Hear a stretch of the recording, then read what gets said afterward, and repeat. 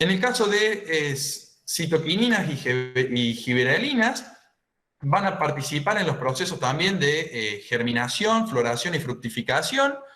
En el caso de los ensayos que estamos realizando en la cátedra, vemos que los tratamientos bajo el efecto, por ejemplo, de pseudomonas, que están caracterizadas por la producción de grandes cantidades de gibberelinas, hay efectos en la inducción floral, es decir, se afectan los patrones de floración del cultivo de maní, y con ello los procesos de fructificación, es decir, se aumenta la eficiencia reproductiva, y como pueden ver en la imagen, aquí en la imagen inferior, en el margen derecho, dos plantas, una planta control y una planta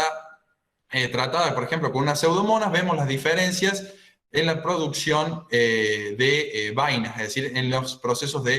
reproductivos del cultivo de maní.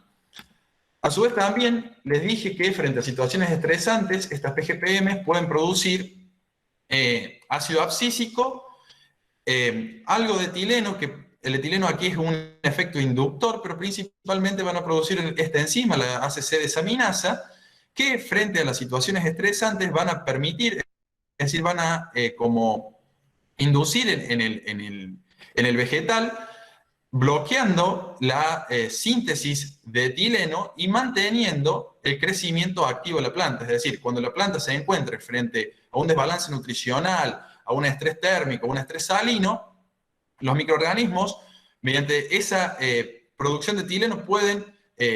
estimular a la planta a que se prepare metabólicamente a esa situación de estrés, y a su vez también bloquea la síntesis, es decir, los precursores del etileno vegetal, mediante la producción de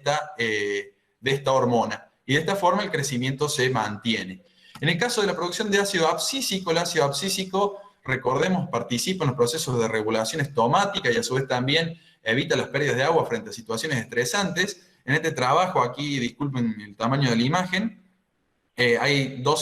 distintos tratamientos que son sometidos a sequía, y vemos la línea inferior corresponde al tratamiento control. Aquí hay contenido relativo de agua, y vemos cómo en los tratamientos donde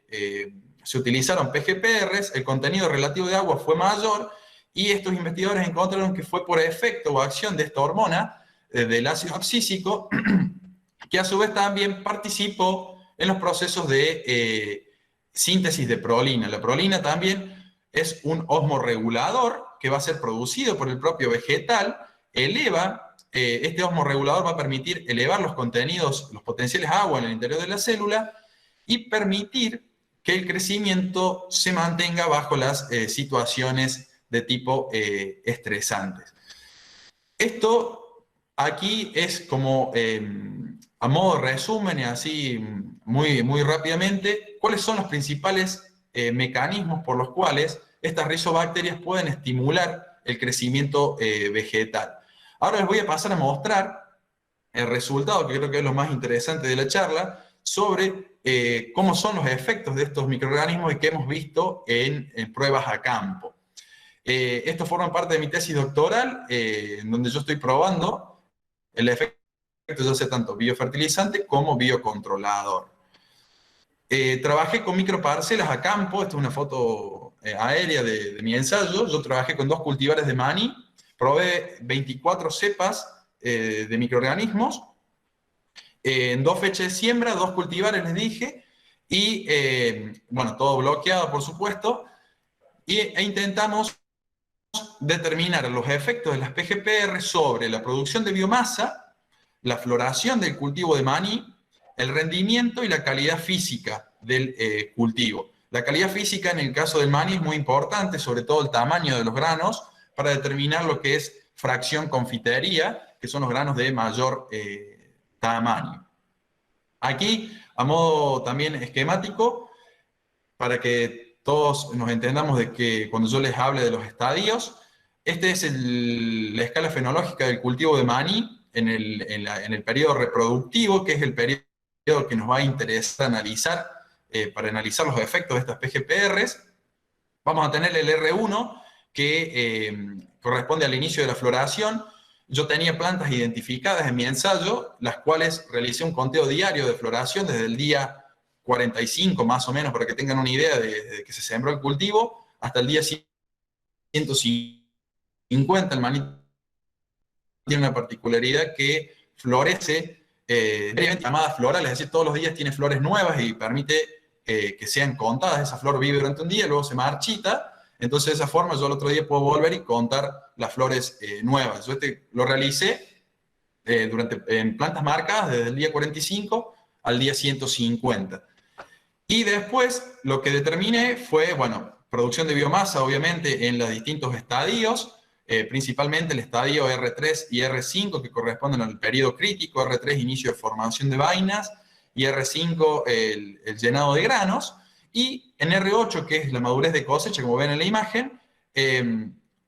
determiné el rendimiento y la calidad física de esos granos de maní. ¿Qué resultados obtuvimos? En el caso de las floraciones, pudimos observar, esto aquí yo únicamente le muestro 3 tratamientos con PGPRs, un control negativo en la línea azul. Este control no tenía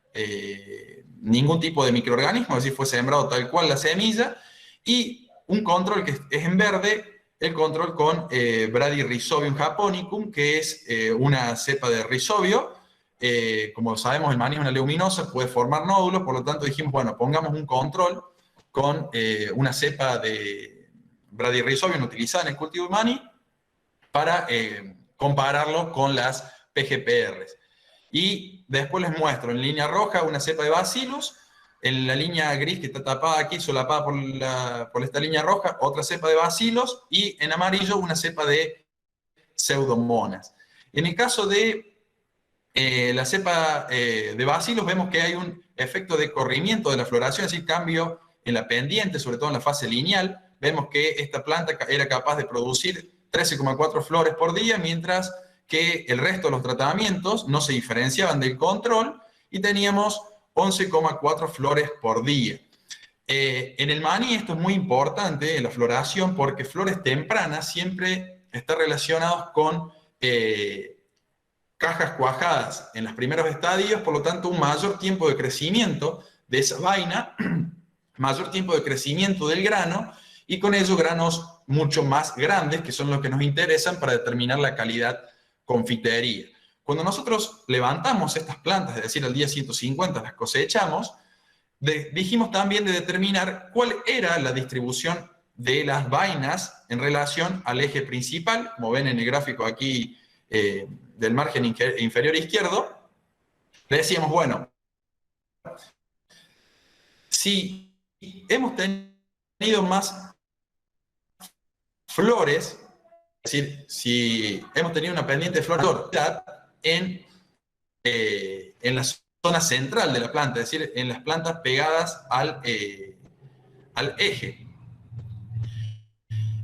Pero lo que observamos es que la distribución de vainas no se afectó, es decir, que en todos los tratamientos tenemos más o menos la misma cantidad de vainas, si bien hay diferencias significativas, pero en todos más o menos mantuvimos la misma cantidad de vainas, el mismo número de vainas. Lo que sí se afectó fue la granometría, es decir, el tamaño de esos granos, que está relacionado con lo que le dije antes, con el cuajado, es decir, como han sido cuajados más tempranos, han tenido mayor tiempo de crecimiento, lo cual ha dado un grano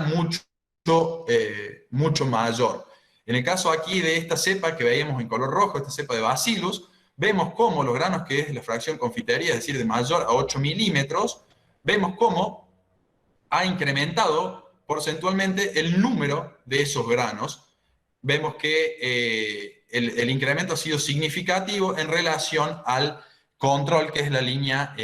azul. Aquí vemos los efectos sobre, como les dije, la floración, y creemos que es un efecto hormonal. Eso está por determinarse todavía. Este es el resultado del primer año. Tenemos que hacer algunas pruebas todavía para determinar cuál es el efecto propiamente dicho de estas bacterias, pero por lo que hay en bibliografía es un efecto de tipo hormonal. En el caso de las parcelas, ya las microparcelas a campo, donde se caracterizó las curvas de crecimiento del cultivo, la producción de biomasa y la producción y el rendimiento propiamente dicho, vemos que en En el estadio R3, es decir, en el inicio del periodo crítico del cultivo, vemos que la producción de materia seca total, es decir, toda la biomasa aérea del cultivo, sumado tanto sea la parte vegetativa como reproductiva, hay diferencias significativas en relación al control sin microorganismos, pero no así en relación al control con Bradyrhizobium. La materia seca se incrementó más o menos entre un 26 y un 36%,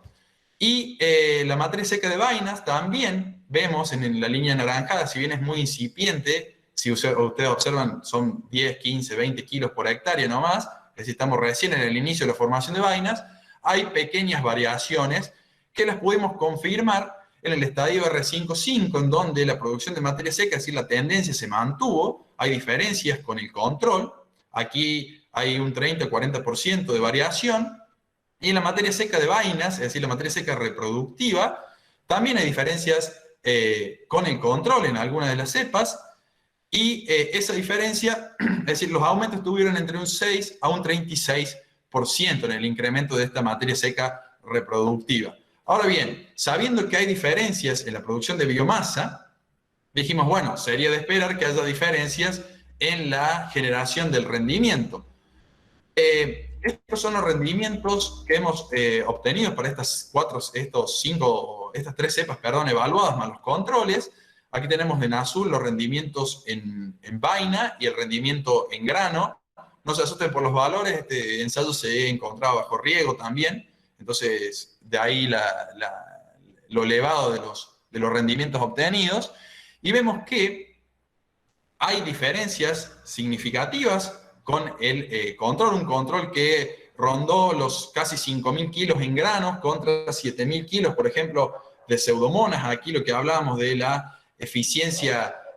reproductiva y cómo las rizobacterias afectaron los procesos de floración del cultivo. En el caso de bacilos también, es decir, entre las cepas no hay diferencias significativas. Debemos tener en cuenta también son ensayos de microparcelas y es el primer año, pero los rendimientos fueron superiores a ese control. El rendimiento se incrementó en cuanto entre un 20 a un 50% en relación al control sin microorganismos. Pero cuando lo asociábamos a ese control con Bradyrhizobio, el rendimiento, es decir, la brecha de rendimiento disminuía entre un 16 y un 10%, pero asimismo continuaban siendo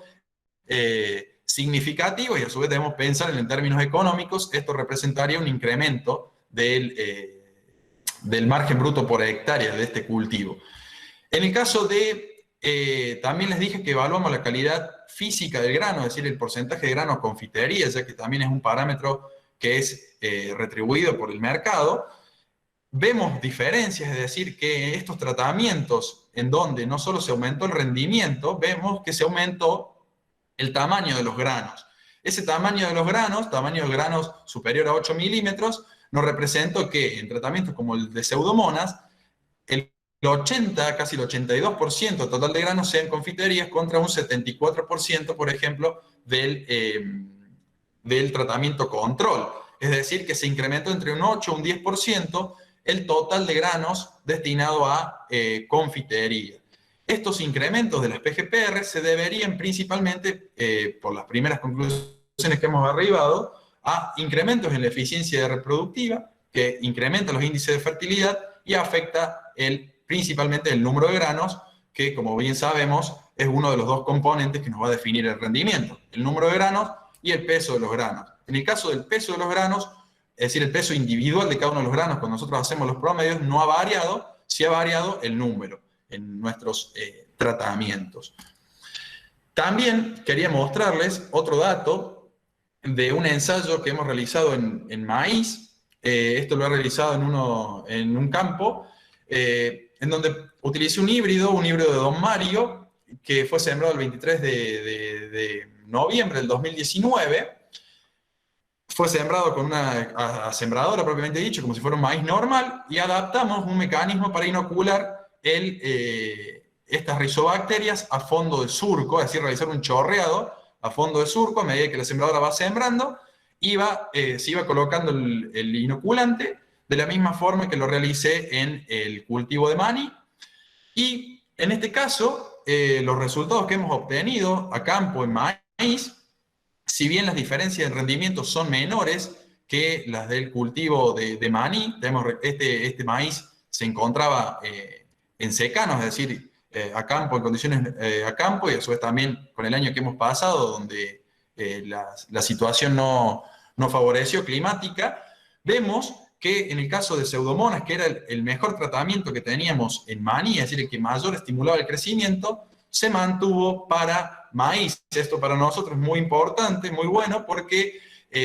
nos permite, como una primera conclusión, es que el comportamiento de las bacterias se mantiene, es decir, las tendencias que vemos en uno se mantienen en un cultivo, se ven en el otro, y a su vez también incrementos del 13%, del 8%, del 10%, por más que no sean significativos en relación al control, representan un aumento en los ingresos en los márgenes brutos. A su vez también debemos recordar que este tipo de técnicas o estas rizobacterias, el costo de aplicación es muy bajo en relación a lo que es una fertilización normal. Este maíz tenía una fertilización base, es decir, todos los tratamientos tenían la misma fertilización, que es un WAN con 200 kilos por hectárea. En el caso de otras investigaciones realizadas a campo que complementan lo que les estuve comentando en maní, vemos, en el caso de estos son investigadores de la Universidad de Río Cuarto, ellos evaluaron en trigo y maíz, también observaron incrementos en el rendimiento, aproximadamente en un 20% en lo que fue maíz, y en el caso de trigo, también un 40%, bajo condiciones de secano. Y lo que les quería mostrar en este trabajo, además de que las tendencias que nosotros observamos se mantienen en rendimiento, es cuál es la dinámica de las PGPRs en la rizósfera de los cultivos. Porque una de las preguntas que puede surgir es, si yo aplico estas rizobacterias al inicio, es decir, a la siembra, ¿cómo aseguran que queden viables o estén viables, activas, al momento que el cultivo lo necesite o hasta el fin del ciclo? Bueno, estos investigadores lo que hicieron fue tomar muestras de suelo e ir evaluando la densidad poblacional a lo largo del ciclo de cultivo, o sea, tanto para el trigo como para el maíz, y podemos ver que hay un incremento de la población que corresponde con eso que les nombraba anteriormente, también de el incremento de la cantidad o del aporte de exudados a la zona de la rizósfera, principalmente correspondiendo a los periodos críticos de los cultivos. Y de esta forma aseguramos que la población bacteriana se mantenga constante, se sincronice con las necesidades de los cultivos, es decir, a medida que el cultivo demanda, el microorganismo puede ir respondiendo, y vamos a ver traducidos en incrementos de la materia seca e incrementos de la producción, es decir, de la generación de rendimiento. En este caso, también en este trabajo, se utilizó una fertilización base, en donde se probó la fertilización por un lado, la inoculación por el otro, y ambos tratamientos combinados. Vemos que cuando se probó por separado no hubo diferencias significativas, pero en el proceso cuando se utilizan combinados la fertilización y la inoculación, se incrementó el número de granos y con ello el rendimiento. Aquí lo que concluían es que principalmente había un efecto de incremento de la absorción, es decir, la capacidad de absorción de los nutrientes y por consiguiente la eficiencia en la utilización. En el caso de otro trabajo donde se evaluaba en trigo distintas dosis de fertilizante y a su vez también distintas cepas, se observó que cuando se reducía un tercio la dosis de nitrógeno, se incrementaba el rendimiento y a su vez también se incrementaba la cantidad de fósforo disponible en el suelo. Este aumento de rendimiento fue de un 11% y el incremento del fósforo fue de aproximadamente un 20% de ese total de fósforo disponible, y los investigadores destacaban acá que el aumento en la disponibilidad de fósforo se debía principalmente a este efecto de liberación de ácidos y los procesos relacionados con la solubilización del fósforo. Como conclusión, ellos decían que una reducción en un tercio de la dosis permitía incrementar el rendimiento y con ello un ahorro económico para el productor y a su vez también se reducía la presión ambiental generada por la utilización de ese fertilizante. En el caso de otros cultivos, por ejemplo, arroz, acá se utilizó una cepa de bacilos y se probaron distintas dosis de fertilizantes nitrogenados y se fue probando, así se fue variando la cantidad de nitrógeno, así entre 0%, así, no fertilizado, un 50% de la dosis, un 100% de la dosis de nitrógeno y un 150% de esa dosis de nitrógeno, manteniendo fósforo y potasio constante. Y se observó que cuando se utilizaba bacilos en una dosis al 50% de nitrógeno, se obtenía un rendimiento similar, es decir, con una diferencia no significativa, que cuando se utilizaba una dosis de 100% de nitrógeno sola. Esto le permitió arribar a los investigadores en una conclusión de que si se reducía en un 50% la dosis de nitrógeno, podíamos mantener el rendimiento y a su vez también mejorar la eficiencia, es decir, la eficiencia de incorporación del nutriente y un aumento en los márgenes brutos del productor. Aquí también otro ensayo en colza, en donde estos investigadores, si bien estos utilizan una fertilización base para todos los tratamientos, ven que es una fertilización con una dosis de nitrógeno altísima, utilizan, es decir, probaron estos microorganismos esta fertilización en combinación con microorganismos. En este caso, los investigadores no encontraron diferencias significativas en el aumento del rendimiento, por eso me pareció interesante mostrarlos, porque ven aquí que la fertilización es como que solapa los efectos de los biofertilizantes, pero sí, por más que no hubo diferencias significativas, sí notaron que hubo pequeñas variaciones porcentuales en la generación del rendimiento, es decir, en el incremento del rendimiento, que cuando lo tradujeron en dinero, vieron que los márgenes brutos en relación al control se incrementaban y al incrementarse los márgenes brutos, también evaluaron el costo de la aplicación de esos biofertilizantes. Como el aumento del margen bruto, es decir, perdón, el aumento del ingreso, no del margen bruto, sino del ingreso, era superior al costo de ese fertilizante, ellos concluían que la aplicación del inoculante era efectiva y a su vez también que en futuras investigaciones para este equipo podrían evaluar la reducción de dosis, como hemos visto en los trabajos anteriores, y ver si el rendimiento se mantenía. Aquí lo importante es ver cómo varió la rentabilidad de esa aplicación de PGPRs. También lo interesante es que esta es una aplicación a campo, utilizar una dosis muy similar a la que he utilizado yo en mis ensayos, por lo tanto, también me sirve como refuerzo a lo que hemos visto desde la cátedra. Bueno, como para resumir de todos estos trabajos que les he hablado, las PGPR las podríamos definir como una herramienta productiva, es decir, una herramienta con la que vamos a contar como ingenieros agrónomos, que van a contar los productores, que normalmente se sincronizan con las necesidades de los cultivos, como vimos, a lo largo del ciclo de crecimiento del cultivo, van a ir interaccionando, es decir, van a ir colonizando la rizósfera, van a ir interactuando con el cultivo, a su vez también van a incrementar la población, lo cual le va a permitir que si el cultivo demanda las PGPR, por ejemplo, produzcan fitohormonas o en el caso de la nutrición fosforada, al aumentar el flujo de fotoasimilados, incrementa la producción de ácido y con ello la solubilización del fósforo, van a permitir un menor impacto ambiental. ¿Por qué menor impacto ambiental? Porque podríamos, como vimos, reducir las dosis de fertilizantes hasta en un 50%, como en algunos de los trabajos se indica, y con ello genera también aumentos de rendimiento o mantener el rendimiento que veníamos trabajando en nuestro sistema sin necesidad de incorporar tantas cantidades de fertilizantes de tipo inorgánico. Esto va a permitir aumentar los ingresos y los márgenes brutos, y ese aumento del rendimiento, principalmente lo que hemos visto en nuestros ensayos y también lo que dicen los investigadores, se da por un incremento en el número de granos, no así tanto en lo que refiere a qué tamaño sería en el peso de los granos,